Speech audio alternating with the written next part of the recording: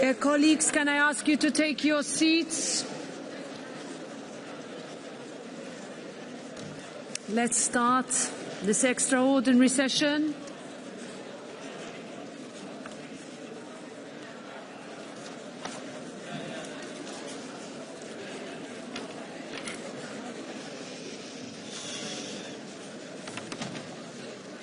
Wait a moment until colleagues take their seats.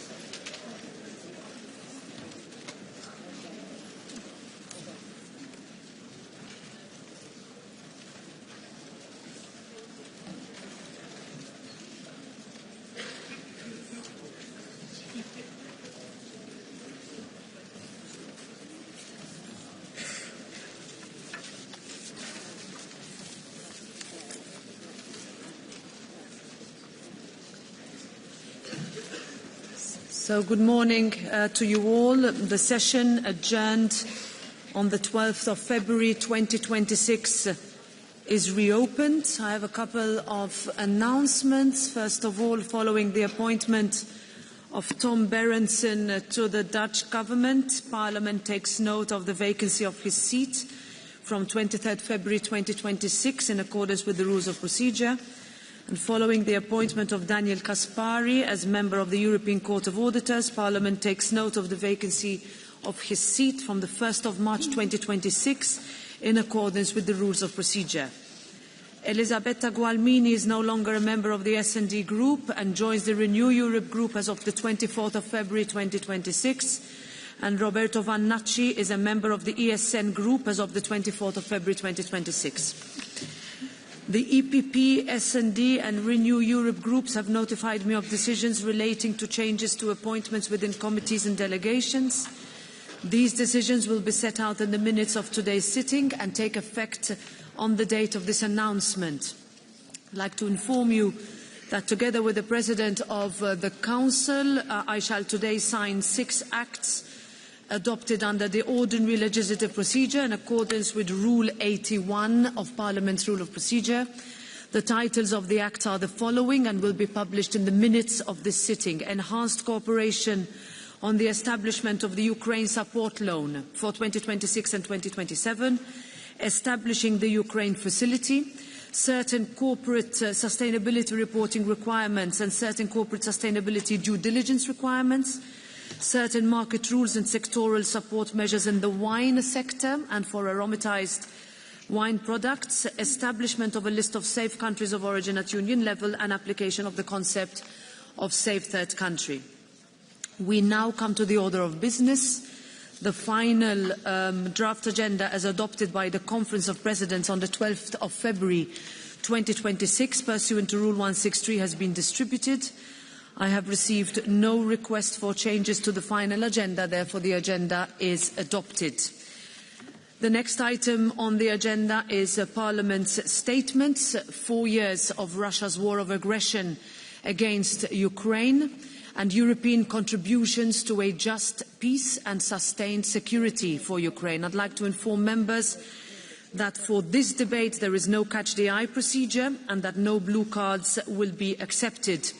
I would also like to welcome all the dignitaries present today and the 120 members of national parliaments who are with us today in the gallery up here. Welcome, dear colleagues.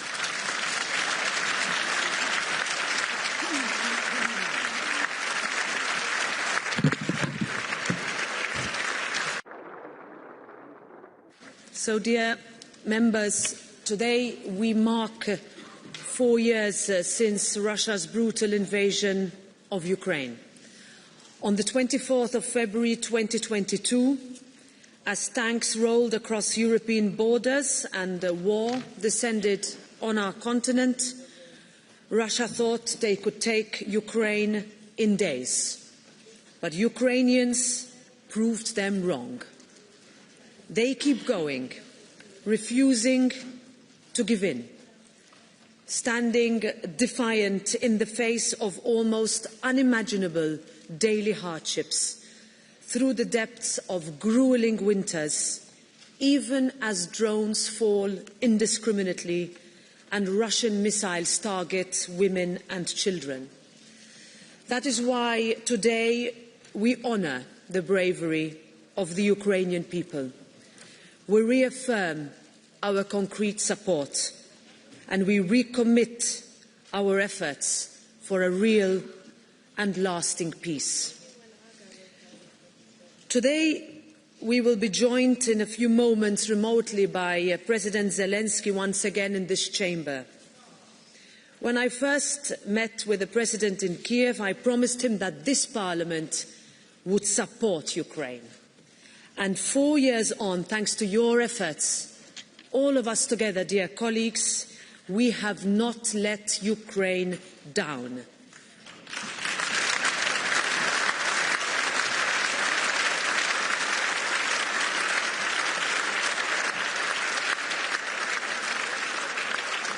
Because we know that when we stand together, Ukraine and Europe stand strong. Our actions are not solely based on altruism. We act because we know what is at stake for all of us.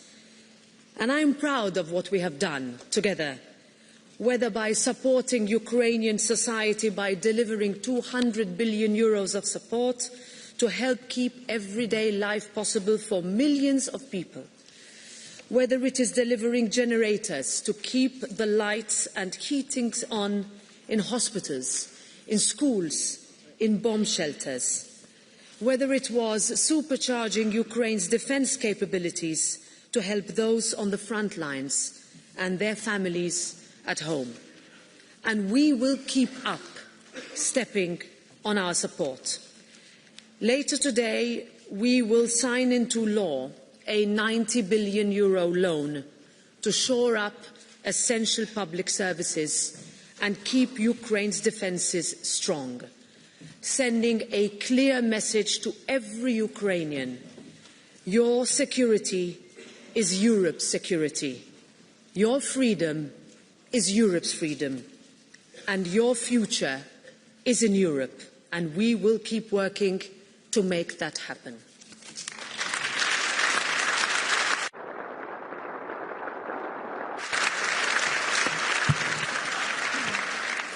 So now we will connect with the President Zelensky. Dear Volodymyr, the floor is yours.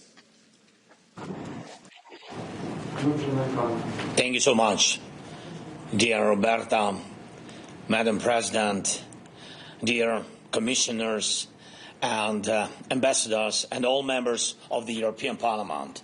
Thank you for your kind words about Ukraine and about Ukrainians. And most importantly, thank you for your constant attention, constant support, and your firm position on Russia's aggression against Ukraine.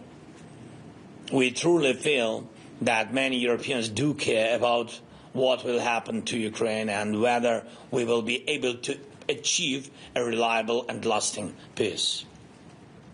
And we never chose this war. We didn't start it, and we did not provoke it, and we do everything we can to stop it. And this is not the first time in our history that Moscow comes to Europe with a very cruel, ruthless, anti-European project. There are many dictatorships in the world. Some seal themselves off within their own borders, trying to block any outside influence of freedom. And others do not recognize borders at all and actively try to destroy the freedom of their neighbors, entire regions, and sometimes even the whole world. When we deal with Russia, we face the second type of threat. It's a mentality, unstable dictatorship that cannot accept that in Europe every life matters. Human rights are important, and nations can be protected whether they are big or small. Putin cannot accept one simple thing, that somewhere people can live differently and enjoy a life that is not the one he prefers. That is why he has been consistently trying to break someone, not just now, not just for 4 years, but throughout his entire time in power. He is war itself. Yes. And anyone who supports Putin cannot fail to understand that they are choosing war. This was true in 1999, and it is true today. He doesn't even pretend to be different. Putin's Russia started with a war in Chechnya, then moved on to Georgia and openly disrespects the independence of all its neighbors except China and North Korea, because it depends on them. Russian forces destroyed lives in Syria and in African countries, and in many ways this is also what caused the waves of migrants to Europe. Russia supports the insane regime in Iran and ignores any number of killings. And we cannot pretend this is not happening. The European Parliament has never deceived itself and has never traded European principles for any benefits in relations with Russia. Many European leaders, national parliaments, politicians and millions of Europeans act with the same principles. And I thank all of you for this. And unfortunately, this is not the first time Ukraine has to defend itself from a Russian invasion, but it is the first time we have such a large coalition supporting Ukraine, and this is one of our shared achievements of everyone who was not afraid on February 24, 2022, and of everyone who is not afraid today. And today we must be just as determined and strong as we were when the invasion began. The threat hasn't become smaller. Yes, we are holding Russia back, but we have not yet guaranteed security. And only together can we do this together in Europe. Yes, together with America. And of course, we all understand that this is not an easy task to maintain transatlantic unity and cooperation in the current conditions. But I am grateful to everyone who, despite all the challenges, continues to preserve this globally important link between Europe and America, and between all the world's democracies. We must continue to firmly apply the full range of protection against Russia, from strong sanctions to real support for life after Russian strikes. Each of you understands what fills Putin's wallet with money and allows him to drag out this war. So there must be no place in the free world for Russian oil, for Russian tankers, Russian banks, Russian sanctions, invasion schemes, or for any Russian war criminals. The time has come to fully ban all participants in Russia's aggression from entire Europe. We also need the full range of security guarantees for Ukraine. Thank you.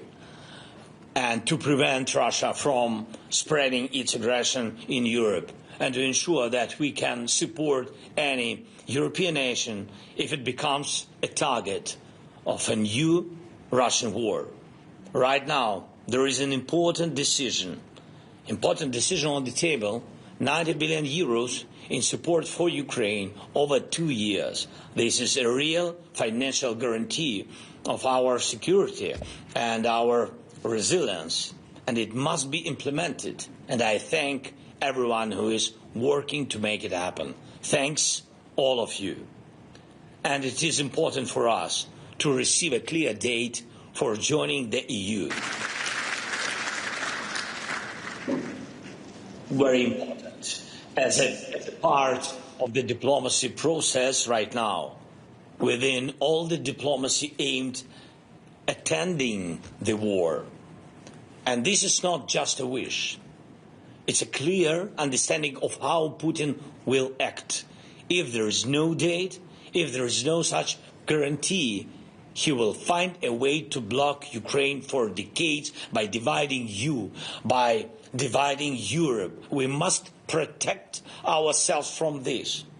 And I'm grateful to every European country that is working with us to support our energy system, our air defense, and our coalition of the willing. The coalition of the willing has already brought together European nations, the United States, Canada, Japan, and others. Please help give real substance to the work of the coalition of the willing and truly be willing to end this war. In many ways, we can see how Russia shows contempt for Europe, but Russians should learn that Europe is not just a land for the villas of Russian oligarchs. It's not a museum for the lovers of Russian officials to admire beauty, and not a place of leisure for Russian killers. Russians must learn that Europe is a union of independent nations and millions of people who do not tolerate humiliation and will not accept violence. Please,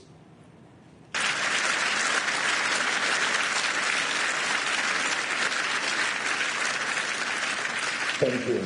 Please continue to defend the European way of life. Please support Ukraine. Please support our diplomacy for peace and be effective. Every result you achieve is a line that Putin cannot cross.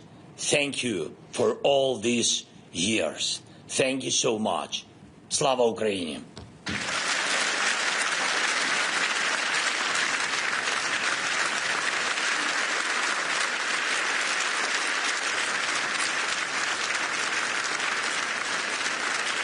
Thank you.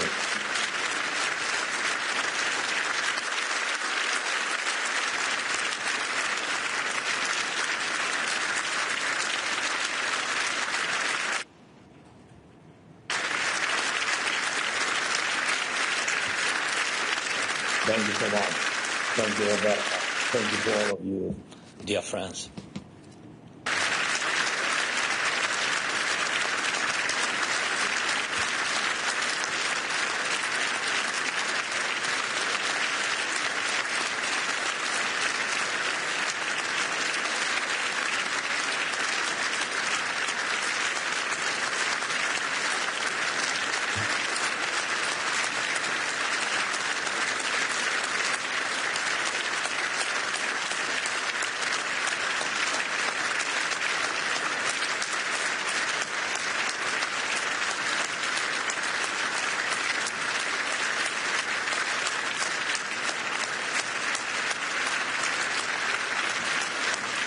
Thank you so much.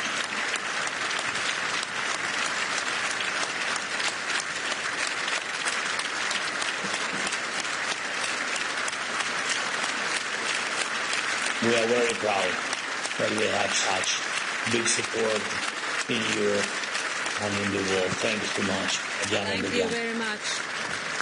Thank you, dear President Zelensky. Thank you, dear Volodymyr. Thank you very much. Thank you, dear colleagues. Now we will go to the debate. We start with the speakers on behalf of the political groups. With the EPP group, Michael Gahler, 2 minutes.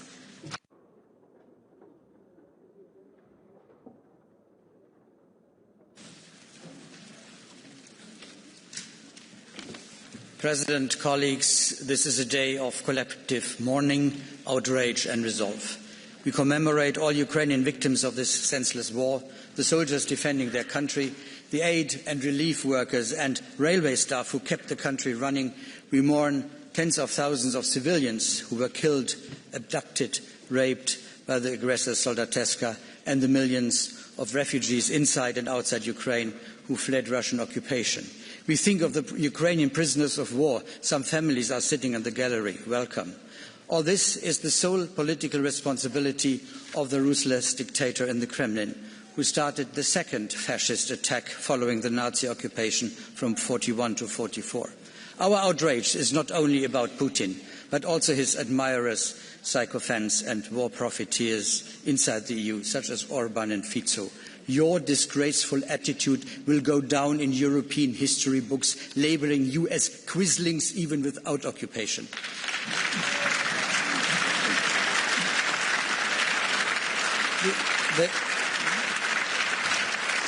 The Ukrainians are the first to want to end this war immediately. Yet Putin doesn't feel under military pressure, the only argument that would bring him to serious negotiations. Trump's attitude is regrettable. Exerting pressure on the victim rather than the aggressor emboldens Putin. We Europeans need to strengthen Ukraine's civil resilience and defence capabilities. We need to deliver more air defence systems and deep strike capabilities to paralyse Russia's weapons production and strategic transport infrastructure. We need to prevent these oil tankers with flags mostly from small island states from passing unhindered through the Danish Straits, as the Copenhagen Convention of 1857 only provides free passage for ships of the signatory states. Our security guarantees for Ukraine must be crystal clear, entering into force immediately after the end of the state of war, fully encompassing the substance of Article 42.7 of the EU Treaty. That must go hand in hand with a credible process of integrating the country into the European Union. Ukrainians, you are not alone. The traitors are with Moscow. We are with you. Slava Ukraini. Thank you. Thank you very much, Mr. Gahler. Now, on behalf of the S&D Group, its chair, Irache Garcia Perez, 3.5 minutes. Gracias, Presidenta. Presidente Zelensky, gracias por acompañarnos una vez más, aunque sea a distancia. Sabe que esta es su casa, la casa de la democracia europea. 4 años después del 24 de febrero del 2022, la plaza de Maidán, en Kiev, apenas tiene espacio para una bandera más. Cada fotografía bajo la nieve es un hijo, una madre, un compañero caído, casi 15.000 civiles asesinados, más de 40.000 heridos, militares caídos, desplazados, refugiados, infraestructuras energéticas destruidas en pleno invierno para dejar a la población sin luz ni calefacción. Y, sin embargo, el pueblo ucraniano sigue en pie. Esto no es solo resistencia, es dignidad, es conciencia de nación, es defensa de Europa. Putin creyó que tomaría Kiev en cuestión de días. 4 años después no ha logrado ninguno de sus objetivos. Ucrania no cayó, no instaló un gobierno títere, no quebró su voluntad. La guerra relámpago que imaginó se ha convertido en el mayor error estratégico desde el fin de la Guerra Fría. Pero esta guerra nunca fue solo contra Ucrania. Es un ataque frontal contra el orden europeo, contra la idea de que las fronteras no se cambian por la fuerza y contra el derecho de los pueblos a decidir su destino. Putin no quiere la paz, necesita la guerra para sostener su régimen, necesita el conflicto permanente y la desestabilización. Por eso no podemos confundir el cansancio con la derrota, ni la negociación con la rendición. Hoy debemos estar a la altura de nuestra propia historia. El préstamo de 90.000 millones con deuda común es un paso importante, pero no es suficiente. Antes o después, la Unión Europea debe confiscar los 210.000 millones de euros en activos rusos congelados para financiar la reconstrucción. No es venganza, es justicia. En Europa aprendimos que quien destruye, paga. El 20º paquete de sanciones es imprescindible y quien hoy bloquea las sanciones y la ayuda de Ucrania está debilitando Europa y fortaleciendo al agresor. Víctor Orbán no encarna la paz, encarna la impunidad. Y a las fuerzas europeístas les digo con claridad, no se puede defender el proyecto europeo mientras se pacta con quienes lo erosionan desde dentro. Cada vez que se sienten, que negocien una enmienda o que acuerden un voto con aquellos que apoyan a Orbán, están cometiendo una traición contra el pueblo ucraniano. También debemos exigir Debemos cumplir una exigencia legítima del propio Zelensky. Si reconocemos el derecho de Ucrania a la legítima defensa, debemos permitirle neutralizar los objetivos militares. Señorías, la seguridad de Ucrania es la seguridad de Europa. Hoy se decide en el este la credibilidad de nuestra Unión. Si Ucrania cae, cae la promesa europea de libertad. Si Ucrania resiste, resiste Europa.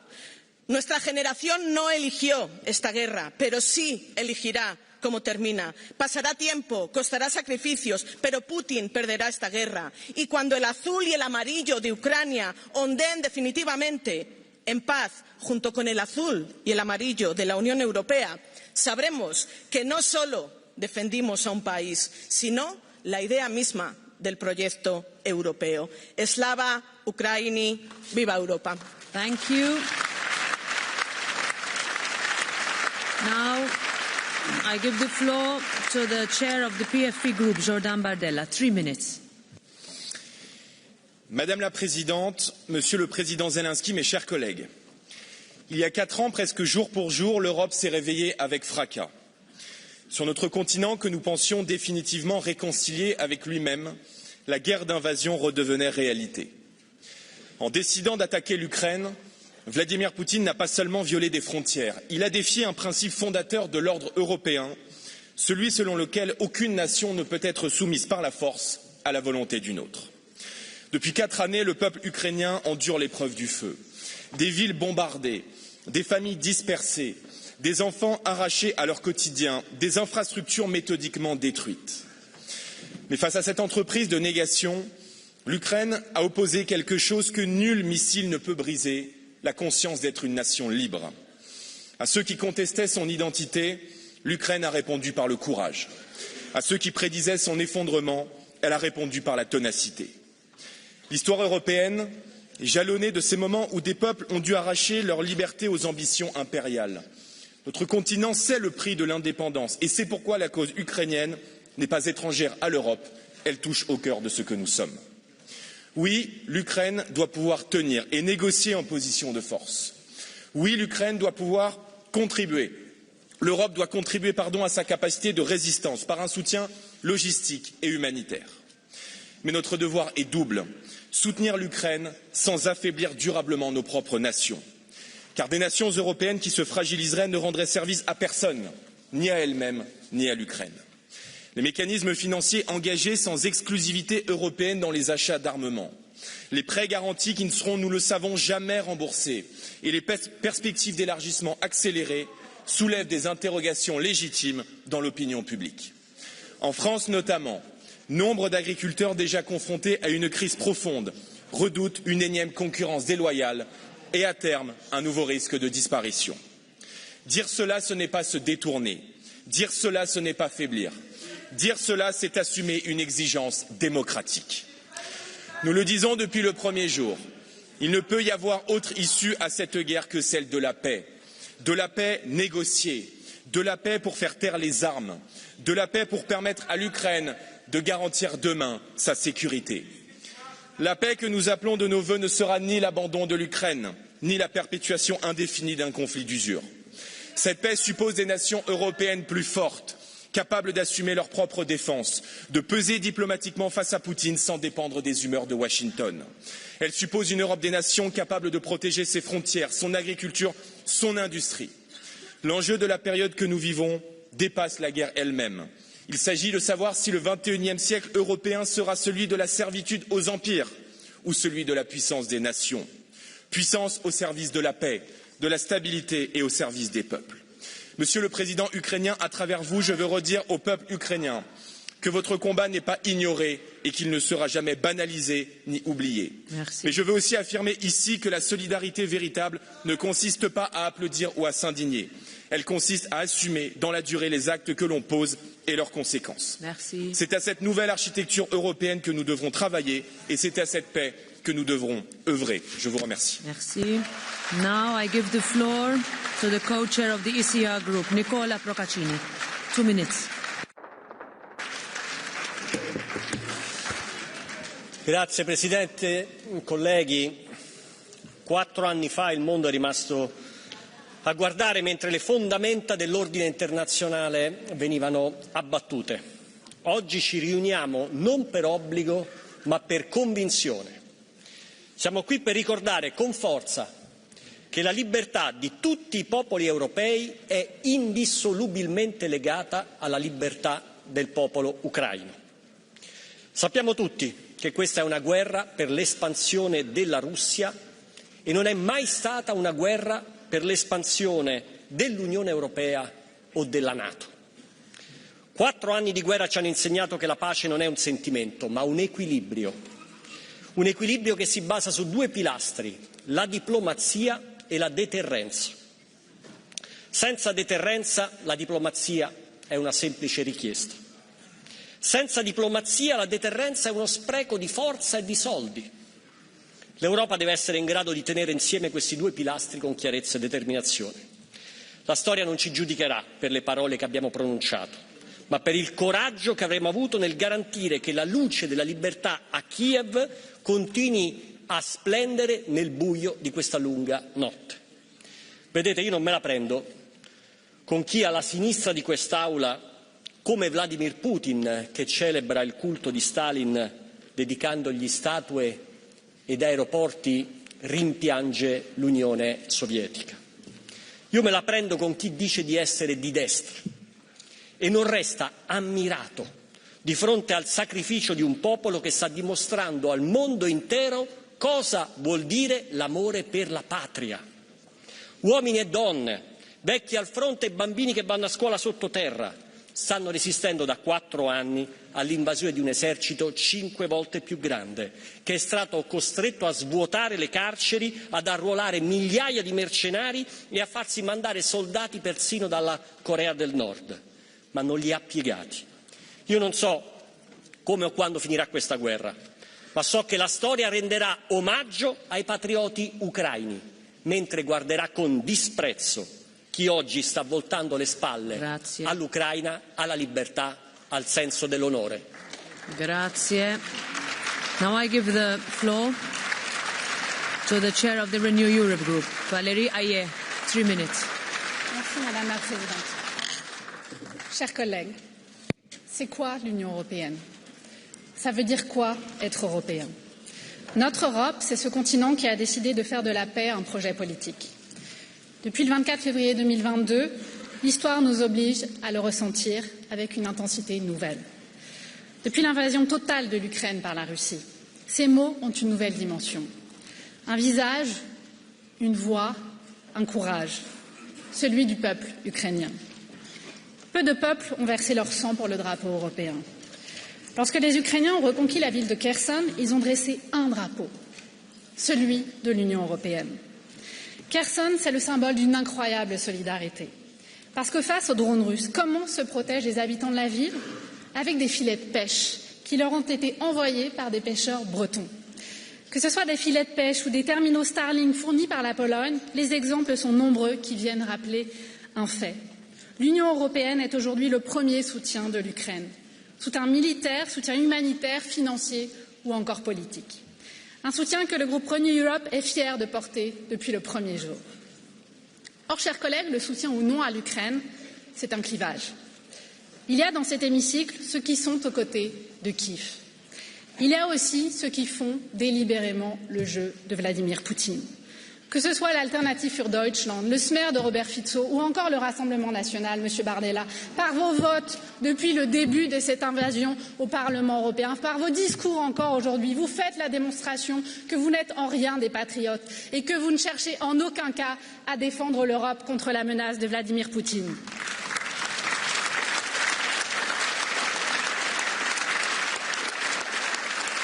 Et il y a aussi au Conseil les chevaux de Troie assumés de Vladimir Poutine. Viktor Orban qui, encore une fois, bloque les sanctions contre la Russie. Quand est-ce que ce chantage indigne va s'arrêter? Chers collègues, l'Ukraine est un clivage. Elle est aussi le révélateur de la force du projet européen et du danger qui est le nôtre, à l'extérieur et à l'intérieur de nos frontières. Nous ne cessons de le dire. La sécurité de l'Ukraine, c'est la sécurité de toute l'Europe.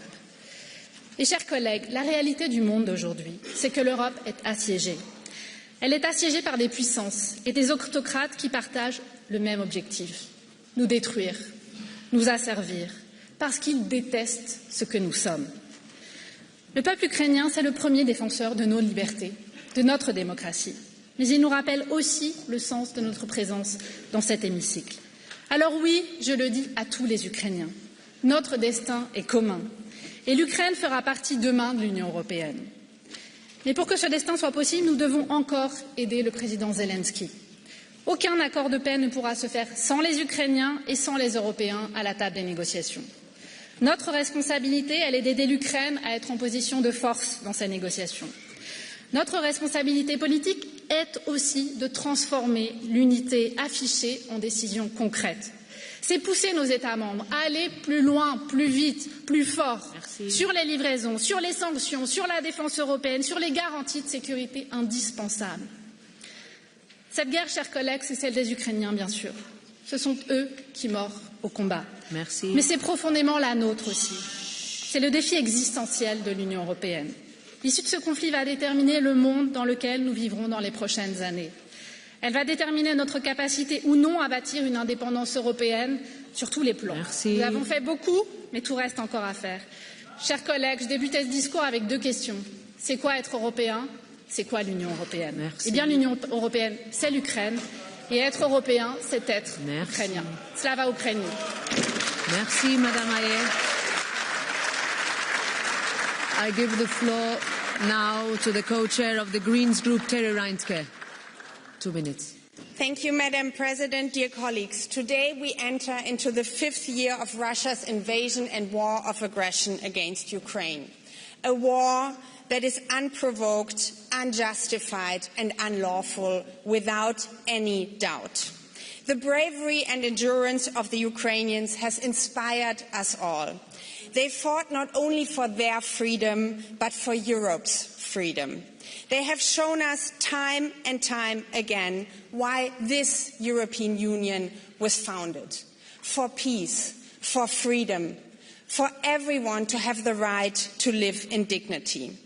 When Ukrainians stood with courage and strength against a brutal aggressor, here in Europe, there is one man who has consistently shown the exact opposite. In the face of Ukrainian strength, he has made Europe weak. In the face of Ukraine's struggle for freedom, he has acted cowardly. In the face of Europe's unity, he has become Putin's cheap servant. Viktor Orban, in the last years and also today, has not only betrayed Ukraine, he has betrayed all of us. He has betrayed Europe.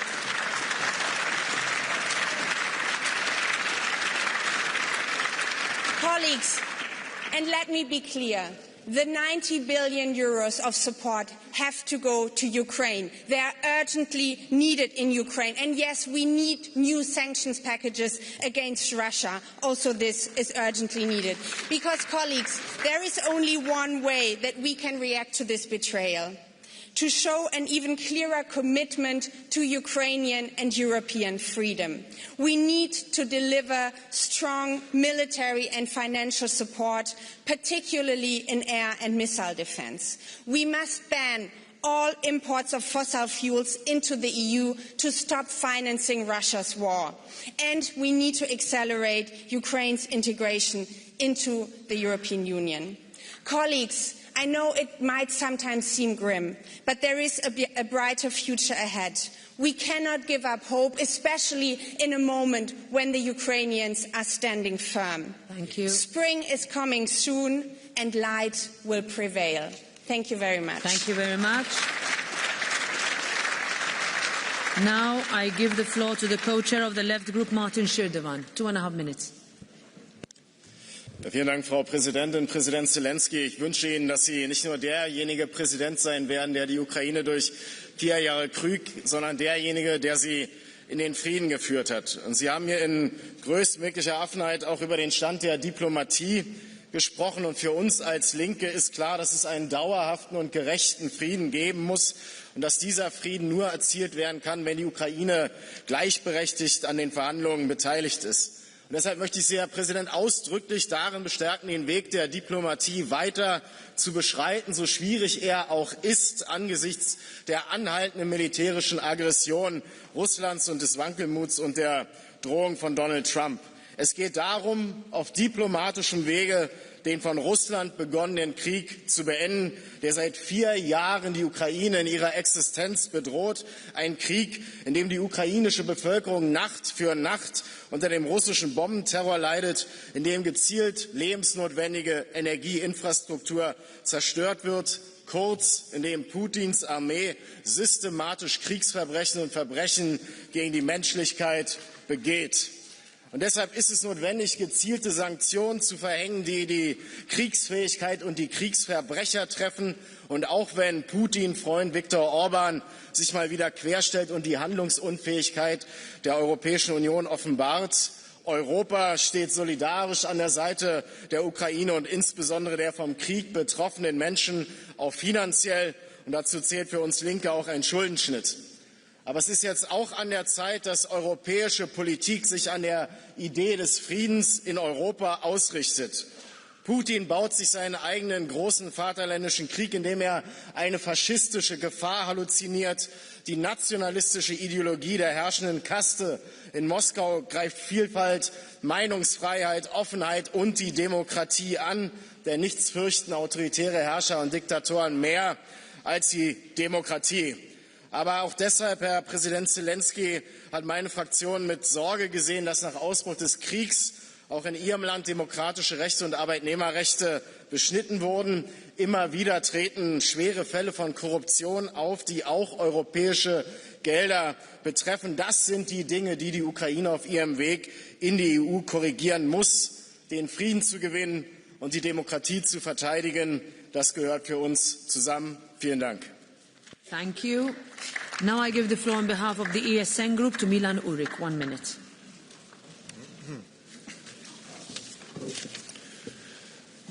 Pán prezident Zelenský rozprával tu veľmi dojímavo, ale treba povedať aj to, že sa správa v poslednom čase veľmi nevďačne a ani on nemá problém ubližovať krajinám, ktoré Ukrajincov pomáhali zachraňovať pred vojnou. Nemcom zničili plynovod Nord Stream. Slovákom a Maďarom minulý rok zastavili dodávky plynu a tento rok nám zastavili aj dodávky ropy. A tu buďme, prosím vás, objektívni.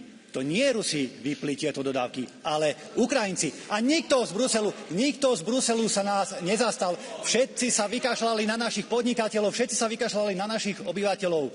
Namiesto toho pokračujete v nalievaní ďalších desiatok miliárd eur do jedného z najskorumpovanejších režimov. A to vám nevadí. Hovoríme úplne jasne, že my sme proti pokračovaniu podpory Ukrajiny. Nechceme tam posielať žiadne ďalšie peniaze, žiadne ďalšie zbrane a počúvať žiadnu ďalšiu propagandu. Už naozaj stačilo. I give the floor now to Nicolas Pascual Della Parte. 1.5 minutes. Please go ahead. Go ahead. Thank you, Madam Chair. 4 years after the criminal war into Ukraine, I think the time has come to put the question, Putin, where is your victory? And the answer of the European Parliament is nowhere. You have lost politically the war, morally the war, and more likely you are going to lose also militarily the war. You wanted to topple the regime and to put a puppet government in Ukraine, but thanks to the resilience and the courage of the people of Ukraine, you didn't. You endure more than 1 million casualties, and you are more dependent on China as a minor junior partner than ever before. You have brought your economy to the verge of collapse, and you are enforcing a coalition of the willing in Europe, European Union and NATO, willing, able to support Ukraine up to the end. Which is our view for the future? It's clear. We have to reaffirm here our unwavering support to the Ukrainian people, to increase our sanctions, to increase our pressure to Putin, because the only language he knows is the language of strength. He has to come to the negotiating table in a weak position. We have to bring our Ukrainian people in a strong position in order to get a good deal. And don't forget, Putin is not waging a territorial war. Putin is waging an ideological war. He wants to destabilize Ukraine, he wants to destabilize Europe, and he will not end this even after any ceasefire, even after a peace treaty. Then let's be clear about that. We have to support Ukraine even after the peace treaty with all our forces and our resources. Slavina Ukraine. Thank you very much. Now, Thijs Reuten, 1 minute.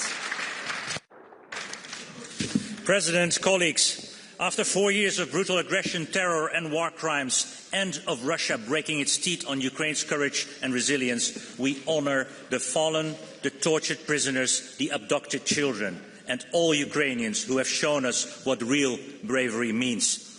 Out of fear of escalation, we enabled escalation. What if, in the first year, we had matched the determination of Ukrainians from day one? This Parliament has been at the forefront always, but Member States were often late or let themselves being held hostage by fake sovereignists like Orban and Fico and Bardella here. They are siding with the aggressor. Putin does not want peace.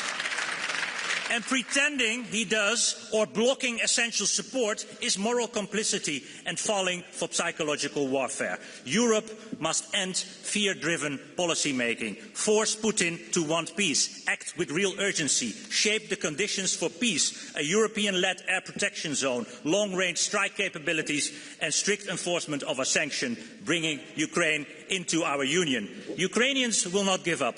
We will not give up. We are one. Slava Ukraina.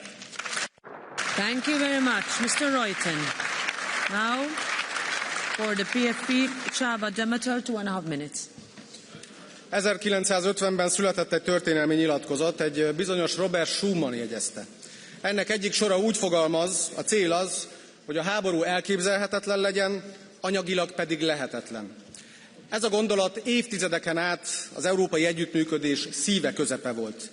De az itteni többség, élén Ursula von der Leyennel ezt mára elfelejtette, sőt az ellenkezőjét akarja. A háborút újra elképzelhetőnek tartják, anyagi támogatását pedig kötelességnek.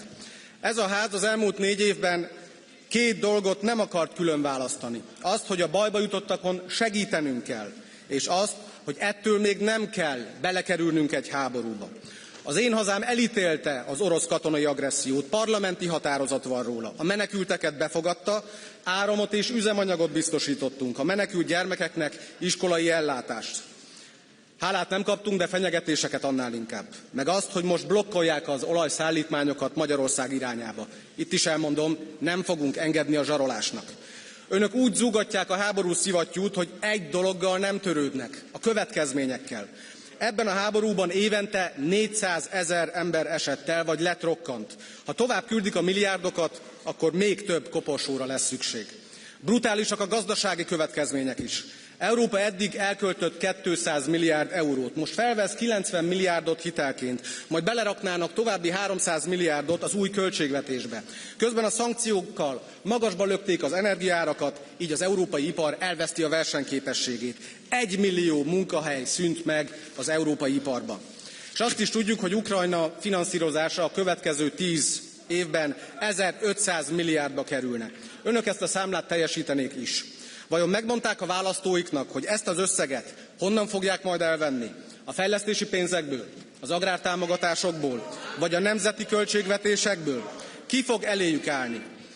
Az európai álmot a békére és az abból fakadó gyarapodásra alapozták. Önök elárulják ezt az álmot. Nem remélünk cirógató szavakat, de egy dolgot elvárunk, hogy ne üldözzék azokat, akik még hisznek benne. Ennek a háborúnak valamikor vége lesz. Ha így folytatják, akkor Európa addigra a világ legjobb helyéből a világ beteg embere lesz. Önbecsülésében, biztonságában és gazdaságában. És akkor milliók teszik majd fel a kérdést, hogy ki a felelős ezért. És mindenki tudja majd a választ. Szerintünk van másik út is. Robert Schuman útja. Vegyék elő a nyilatkozatát és tegyék fel a kérdést, miért felejtették el. Köszönöm. Let's go with Adam Bielan now. 1 minute. Pani Przewodnicząca, wojna na Ukrainie trwa trwa już nie 4, ale 12 lat. 2 razy dłużej niż II wojna światowa. Rozpoczęła się bowiem w roku 2014 bezprawną aneksją Krymu i okupacją Donbasu przez Rosję, jawnym pogwałceniem prawa międzynarodowego. Ostatnie lata obnażyły krwawe, imperialne zapędy Kremla, przed którymi prezydent Polski Lech Kaczyński ostrzegał już w 2008 roku, gdy Rosja zaatakowała Gruzję. Unia Europejska i brukselskie elity wtedy zawiodły. Wygrała chciwość i chęć taniego rosyjskiego gazu. Ta bierność pozwoliła Rosji przygotować pełnoskalową inwazję na Ukrainę. W tym samym czasie Niemcy realizowały budowę kolejnych nitek Nord Stream, a nawet poligonów dla rosyjskiego wojska. Poligonów, na których szkoliły się rosyjskie wojska odpowiedzialne za masakrę w Buczy. Dlatego kanclerz Merkel i jej poplecznicy mają dziś krew na rękach. Obecne wspieranie Ukrainy to niestety w dużej mierze propaganda i pustosłowie. Według szwedzkiego MSZ Unia osiągnęła ujemny bilans wsparcia Ukrainy. Od 2022 roku przekazaliśmy 187 miliardów euro, podczas gdy w tym samym czasie import towarów z Rosji wyniósł 311 miliardów, ponad 120 miliardów więcej. To skandal, który wciąż trwa mimo rosyjskich zbrodni. Ile ofiar jeszcze potrzeba, by zakończyć handel z Rosją, który finansuje machinę wojenną Putina? Thank you very much. Now, Petros Austrevicius, 1.5 minutes. Madam Chair, Commissioners, colleagues, the brutal war of Russia launched against Ukraine has been going on for 12 years, spanning a third term of the European Parliament. In its failed attempt to seize Ukraine in 3 days, Russia suffered the historic defeat. Ukraine stood firm, turned decisively towards the West, and in doing so transformed not only itself, but Europe as well, profoundly and I hope irreversibly. Russia's atrocious crimes against a sovereign neighbor, against humanity and international law cannot be erased, not even by so-called peace agreement. War crimes committed in Bucha, Irpin and elsewhere can't be applied principle of impunity. Understanding, solidarity and steadfast support for Ukraine define today's Europe. They affirm our core principles, not merely in words, but in action. This is the response of European civilization to autocracy and imperial aggression. Let us not waver. Let us not falter. Let us not lose hope. At the same time, the Hungarian government's open threats towards Ukraine and its obstruction of EU policy stand as in stark contradiction to European values. It is unjustifiable and unacceptable. The memory of Soviet tanks rolling through Budapest in 1956 reminds us of what Russia sought to impose on Kiev 4 years ago. Historical blindness carries grave consequences. Slava Ukraini. Thank you very much, Mr. Austrevicius. Now, Sergei Lagodinsky, 1 minute.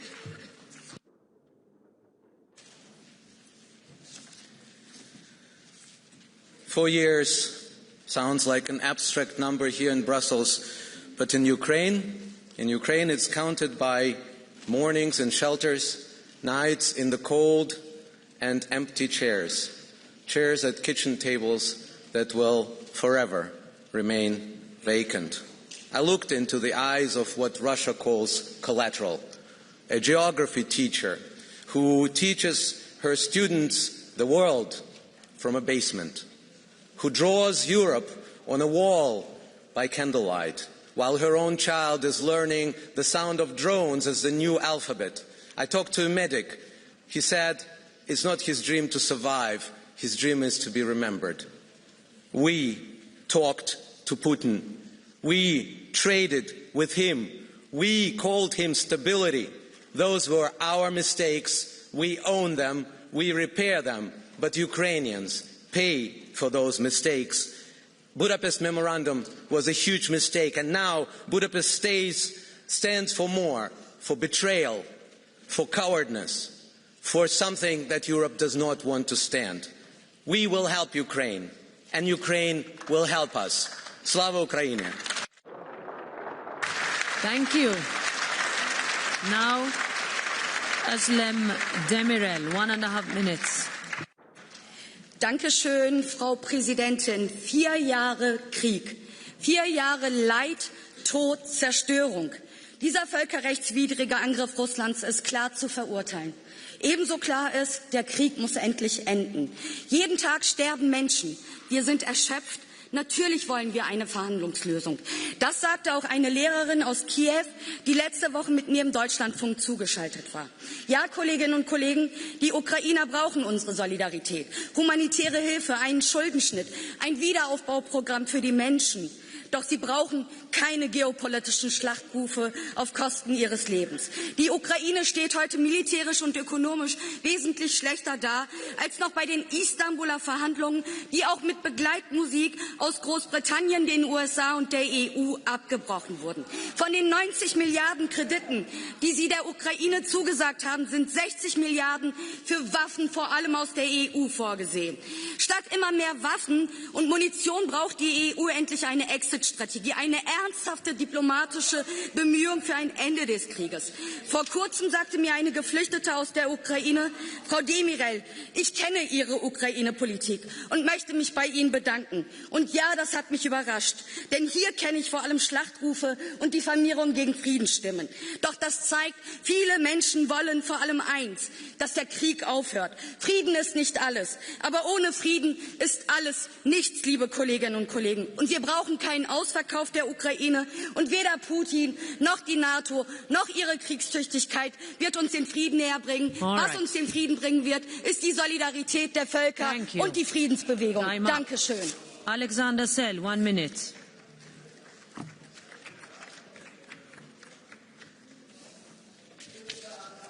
Vor 4 Jahren hat Russland die Ukraine überfallen. Wir haben diesen Angriff immer verurteilt. Russland hat kein Recht, die nationale Souveränität der Ukraine zu verletzen. Und die Ukrainer haben jedes Recht, ihre Heimat zu verteidigen.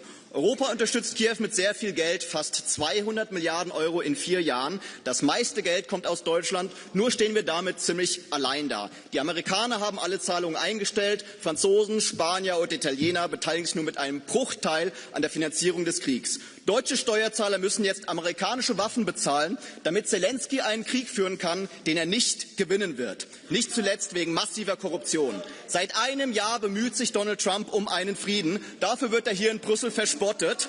Frau von der Leyen ist heute in Kiew, um weitere Milliarden zu versprechen. Ich frage Sie, was wollen Sie denn erreichen? Was wollen Sie mit den Milliardenzahlungen an Kiew erreichen? Gut, dass Viktor Orban gestern den 90 Milliarden Kredit gestoppt hat. Es ist höchste Zeit, dass wir diesen Krieg beenden. Nicht nur im Interesse der Ukrainer und der Russen, die auf den Schlachtfeldern sterben, sondern auch im Interesse der Deutschen, die das alles bezahlen müssen. Next, Ruth Firmenich.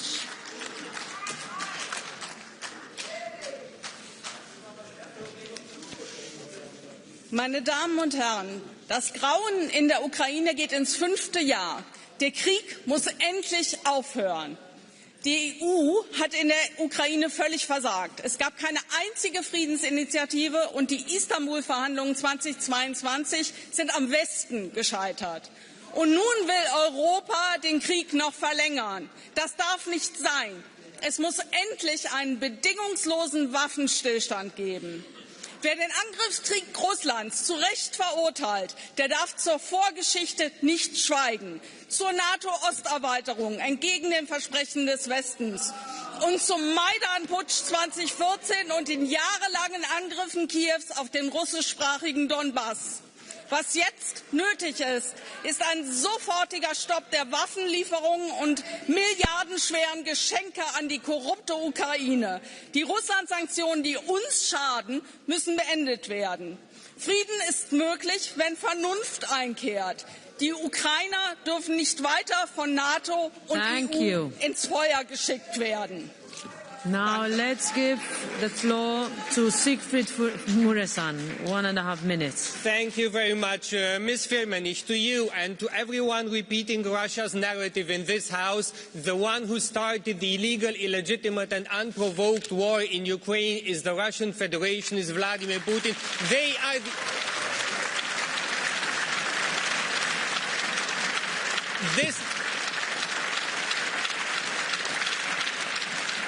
This needs to be said. Russia has started the war. Russia is the only one who can stop the war right now if they so wish. To the people of Ukraine,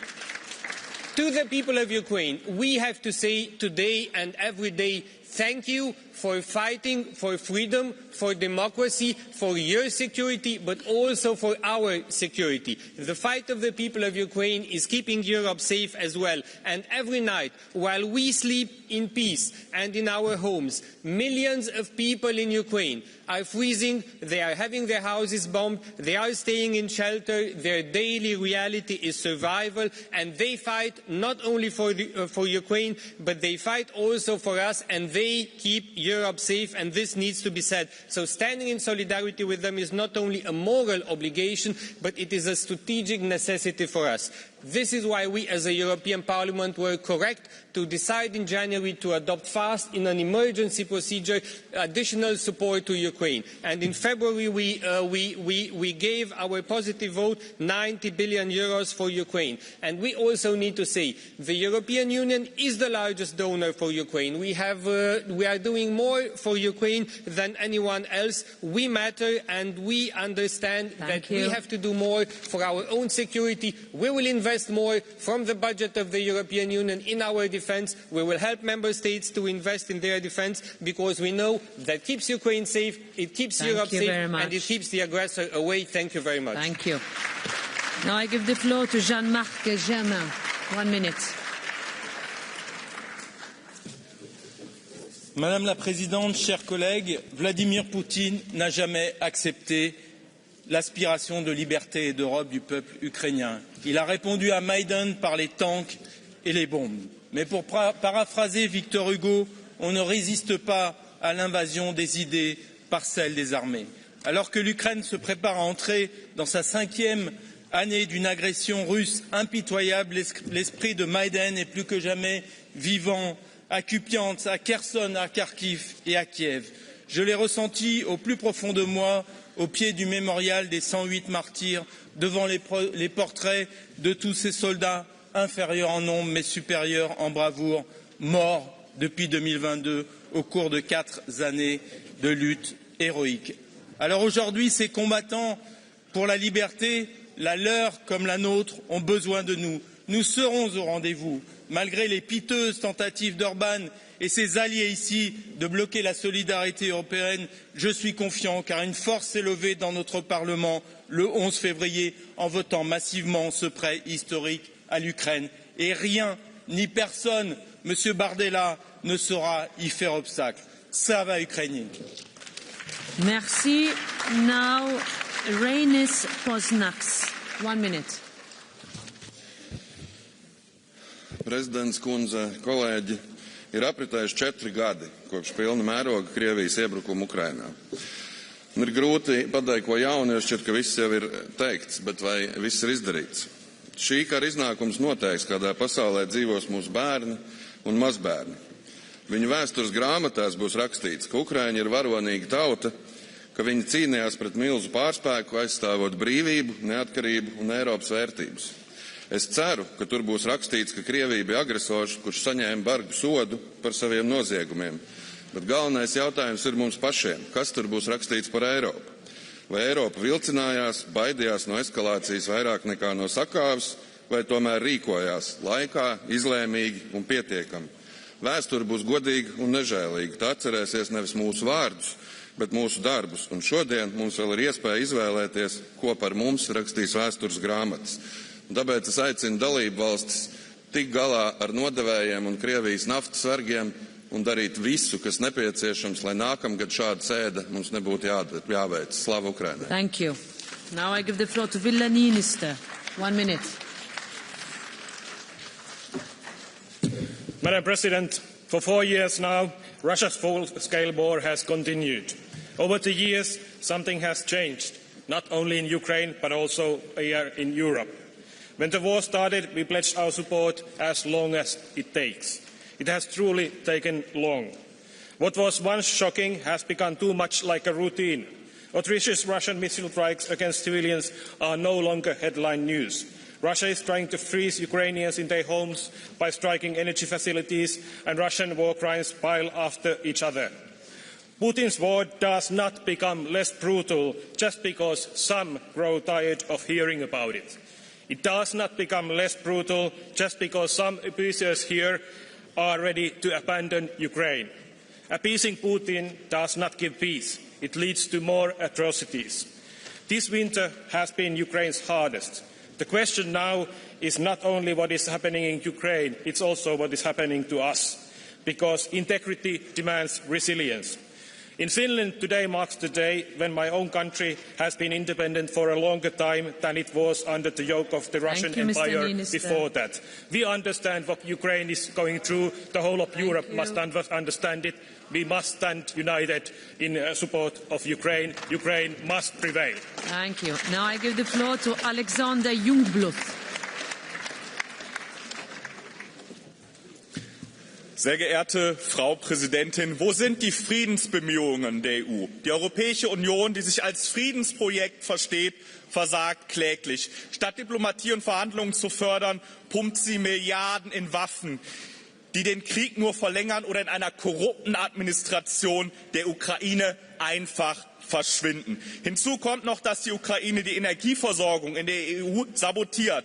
Besonders lobenswert in diesem Kontext ist die Haltung Ungarns. Es ist richtig, dass Ungarn die EU-Hilfen für die Ukraine und Sanktionen gegen Russland blockiert, solange grundlegende Probleme wie die gestoppten Öllieferungen nicht gelöst sind. Ungarn zeigt, dass man nicht mitmachen muss, wenn der Kurs falsch ist, und das verdient unseren Respekt. Vor dem Hintergrund in der Ukraine der mangelnden Rechtsstaatlichkeit und vor allem der Korruption im Land ist ein EU-Beitritt strikt abzulehnen. Vielen Dank. Now I give the floor to Sandra Kalniete, 1.5 minutes.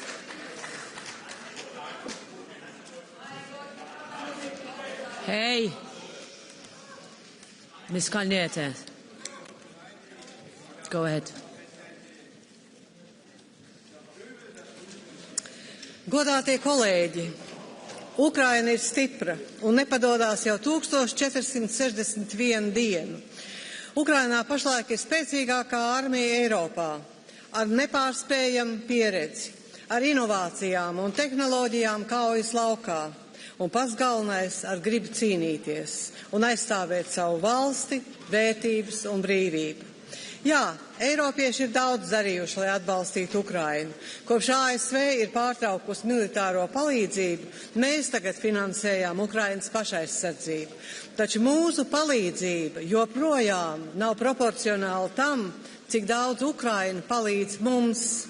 Ukraina pašlaik ir vairogs, kas Eiropu un cilvēci sargā no 3. pasaules kara.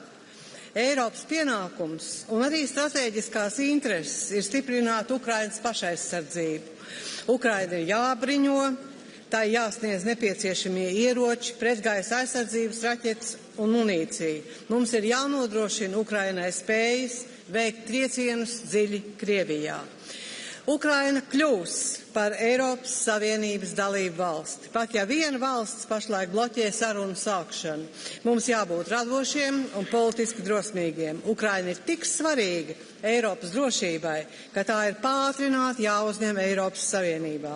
Mums ir jāpiemēro apgriezts paplašināšanās process, kad atkarībā no sarunu daļu slēgšanas pakāpeniski palielinās valsts tiesības un pienākumu, līdz tā kļūst par pilntiesīgu dalību valsti.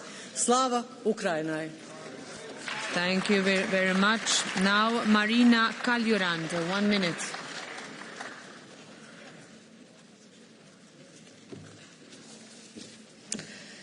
Lugupeetud president, volinikud, külalised, kolleegid. Täna tähistab minu kodumaa Eesti iseseisvuse 108. aastapäeva. Ja ometigi omandas see päev 4 aastat tagasi teistsuguse mõtte. Ma olen uhke oma riigi üle ja selle üle, kui palju Eesti on abistanud Ukrainat. Ma olen kurb iga ohvri üle, mida Ukraina on kandnud. Võin vaid ette kujutada, kuidas on elada pideva pommitamise all, külmas, pimedas, teadmata oma kallite inimeste saatuse üle. Mul on häbi Orbani-suguste poliitikute pärast, kes kaitsevad sõjakurjategijaid ja kauplevad ukrainlaste vere hinnaga endale Kremli soosingut. Aga mul on piinlik ka Euroopa Liidu pärast, et 4 aasta jooksul ei ole me suutnud hävitada Vene sõjamasinat ja lõpetada ukrainlaste kannatusi. See on meie võimuses. Hakkame tegutsema. Aitab sõnadest. Ainult siis saame vaadata aasta pärast ukrainlastele silma ja öelda, et sõda on lõppenud. Aitäh. Thank you. I give the floor now to Beata Szydło. 1 minute.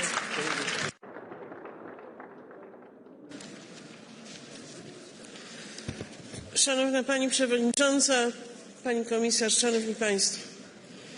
W 2008 roku świętej pamięci pan prezydent Lech Kaczyński, prezydent Polski, wysłał światu i Europie przesłanie.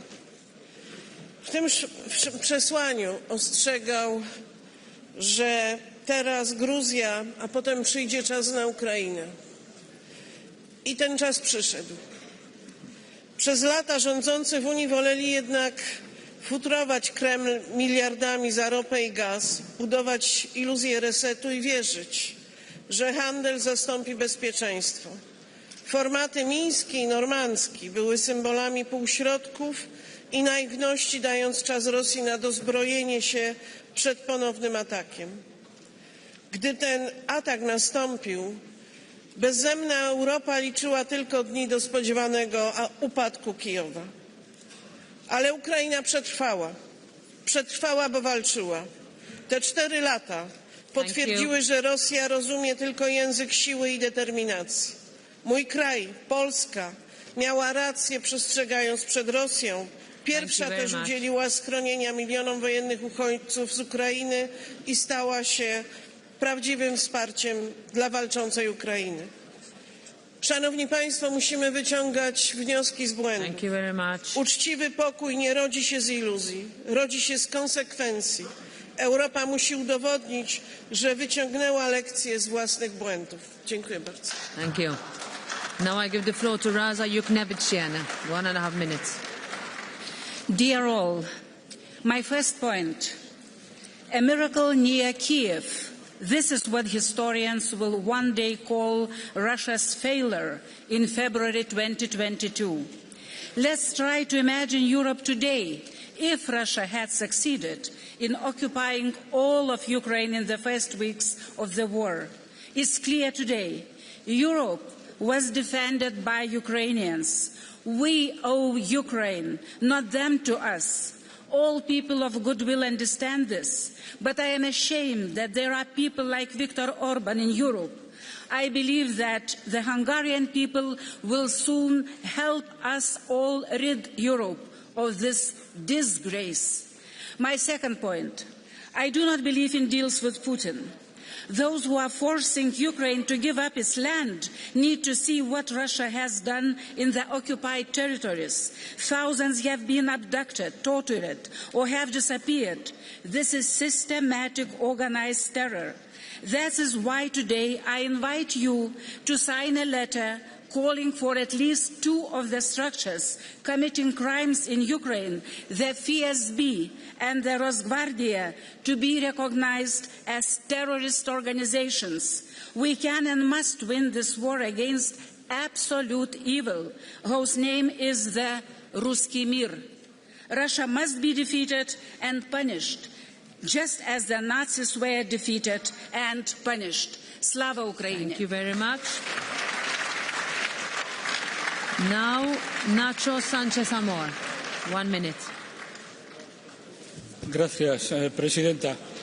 Este es un triste aniversario, pero es una tristeza suavizada por la generalizada convicción de que estamos haciendo lo moralmente correcto. Y actuar políticamente con esa seguridad moral es importante. Quiero homenajear a toda una generación de ucranianos que han suspendido la realización de sus sueños para tener una patria en la que cumplirlos, especialmente a los jóvenes y a tantos mártires que ya no podrán soñar y cuyas fotos vimos en los muros de San Miguel en Kiev. Tenemos que lograr que tanto dolor no sea inútil. Un elemento esencial de nuestra fortaleza moral respecto de la guerra es el recuerdo permanente de lo básico, Hay un agresor y un agredido, y las equidistancias morales de la actual administración americana pretenden oscurecer este origen. Por eso no basta con la paz. Tiene que ser una paz justa y coherente con la abismal diferencia entre agresor y agredido. Desde luego son los ucranianos que tienen que medir los términos de esa ansiada paz, pero para ello necesitan nuestra ayuda, no para prolongar el conflicto, sino para negociar en una posición que garantice una paz justa y duradera. Justa significa ayuda militar ahora, duradera, garantías para el futuro. Gracias. Now I give the floor to Andrzej Halicki. 1 minute and a half.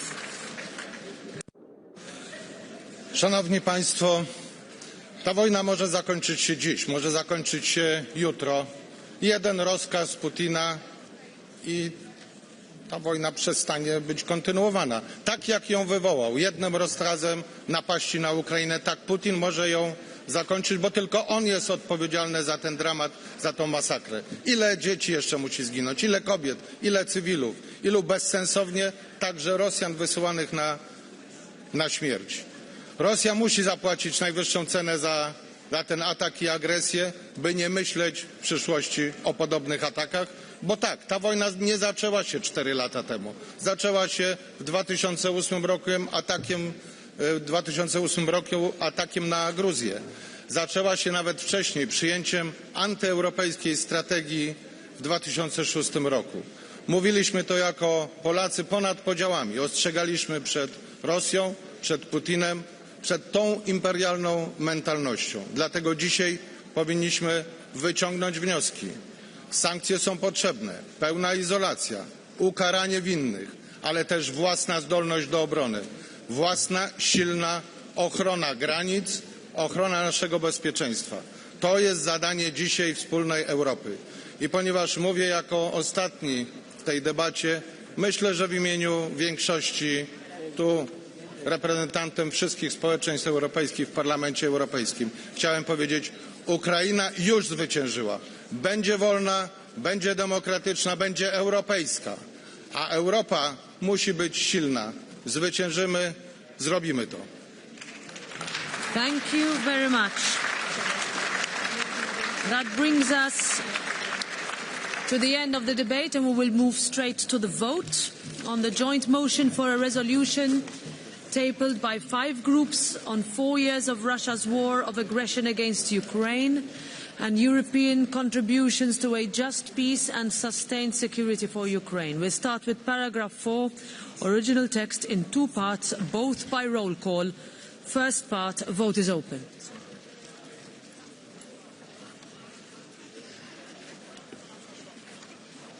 Vote is closed.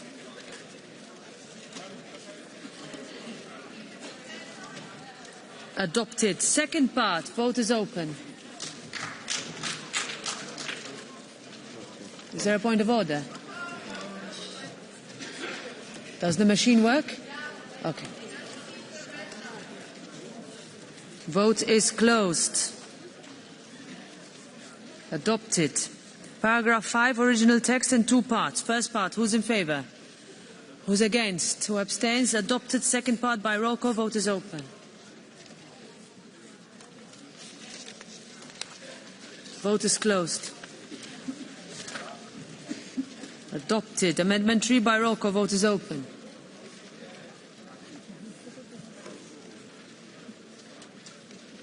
Vote is closed. Adopted. Amendment 4 by roll call. Vote is open. Rejected, sorry. Amendment 4 by roll call. Vote is open. Vote is closed.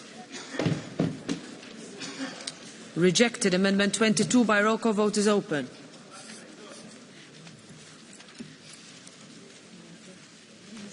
Vote is closed. Adopted. Paragraph 6, original text in 8 parts, all by roll call. First part, vote is open. Vote is closed. Adopted. Second part, vote is open.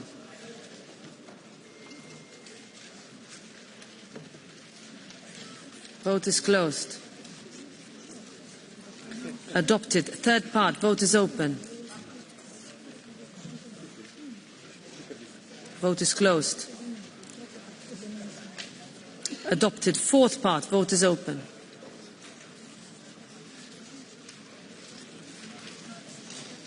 Vote is closed. Adopted. Fifth part. Vote is open.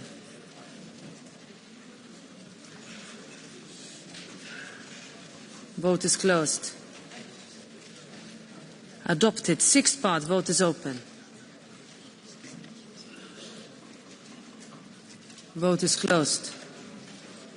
Adopted. Seventh part. Vote is open. Vote is closed. Adopted. Eighth part. Vote is open.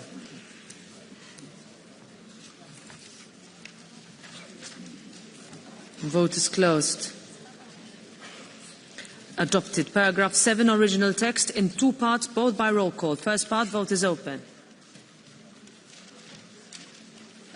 Vote is closed. Adopted. Second part. Vote is open. Vote is closed. Adopted. Paragraph 8, original text in two parts. First part. Who's in favour? Who's against? Who abstains? Adopted. Second part by roll call. Vote is open. Vote is closed. Adopted. Amendment 21 has been withdrawn. So we move to paragraph 9, original text in three parts. First part. Who's in favour? Who's against? Who abstains? Adopted. Second part by roll call. Vote is open. Vote is closed. Adopted. Third part by roll call. Vote is open. Vote is closed. Adopted. I give the floor to Mr. Petras Austrevicius to move an oral amendment to paragraph 11. Thank you, Madam Chair. Colleagues, I wish to make a proposal to extend para 11 with the following amendment. Strongly deplores the Hungarian government's continued obstruction of EU support for Ukraine, as well as the Slovak government's announced decision to cut off emergency electricity supplies to Ukraine. Thank you. Thank you. Is there opposition to the oral amendment? Okay. Cannot be taken. We move to the next vote. Amendment 5 by roll call. Vote is open. Vote is closed. Rejected. Amendment 6 by roll call. Vote is open.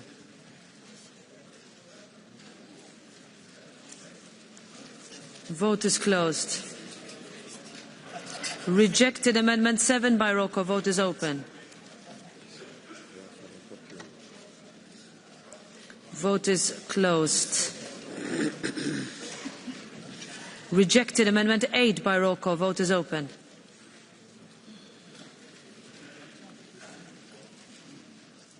Vote is closed. Rejected. Amendment 9 by roll call. Vote is open.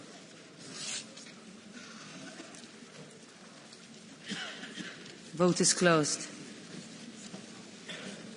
Rejected. Paragraph 12, original text in two parts. First part, who's in favour? Who's against? Who abstains? Adopted. Second part, who's in favour? Who's against? Who abstains? Adopted. Amendment 10 by roll call. Vote is open.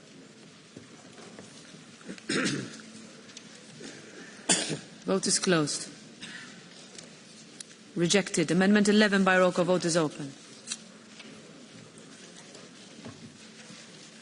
Vote is closed.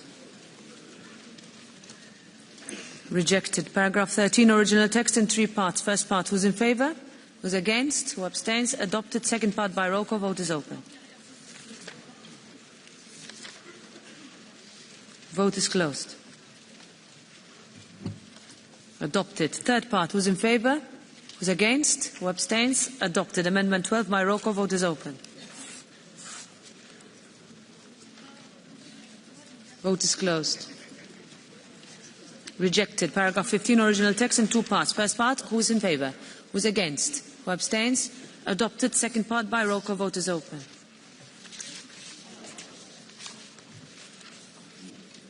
Vote is closed. Adopted. Amendment 13 by roll call. Vote is open. Vote is closed. Rejected. Amendment 14 by roll call. Vote is open. Vote is closed. Rejected. Amendment 15 in four parts, all by roll call. First part, vote is open. Vote is closed. Adopted. Second part, vote is open.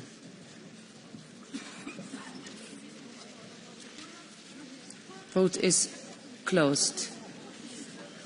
Adopted. Third part, vote is open.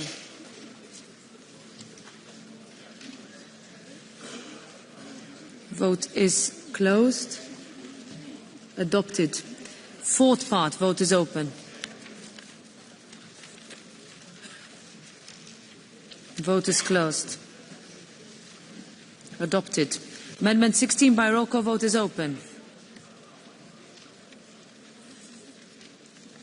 Vote is closed. Adopted. Paragraph 18, original text by roll call, vote is open. Vote is closed. Adopted. Amendment 17. Who's in favour? Who's against? Who abstains? Let's check this. Amendment 17. Vote is closed. Rejected. Amendment 18 in two parts, both by roll call. First part, vote is open. Vote is closed.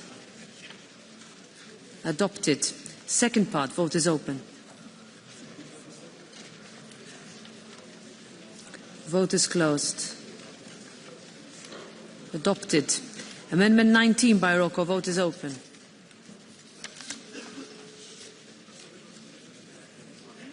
Vote is closed. Adopted. Paragraph 23, original text in two parts. First part, who's in favour? Who's against? Who abstains? Adopted. Second part by roll call, vote is open. Vote is closed. Adopted. Amendment 20 by roll call, vote is open.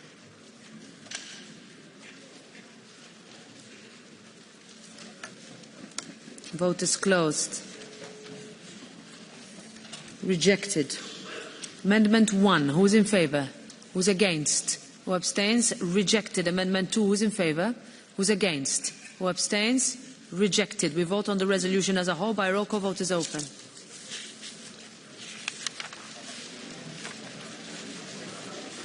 Vote is closed.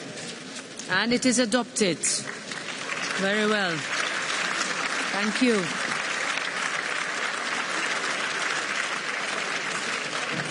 Thank you, dear colleagues, for being here. The minutes of this sitting will be submitted to Parliament for its approval at the beginning of its next sitting.